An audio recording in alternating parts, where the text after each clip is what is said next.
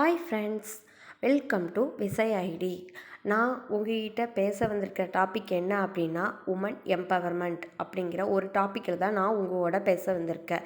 இந்த மந்த் எங்களோட குரூப்பில் ரிஜிஸ்ட்ரேஷன் ஸ்டார்ட் ஆகி 21 டேஸாக ரிஜிஸ்ட்ரேஷன் நடந்துகிட்டு இருக்குது. எங்களோட ஜாயின் பண்ணி நிறையா லேடிஸ் ஒர்க் பண்ணுறாங்க.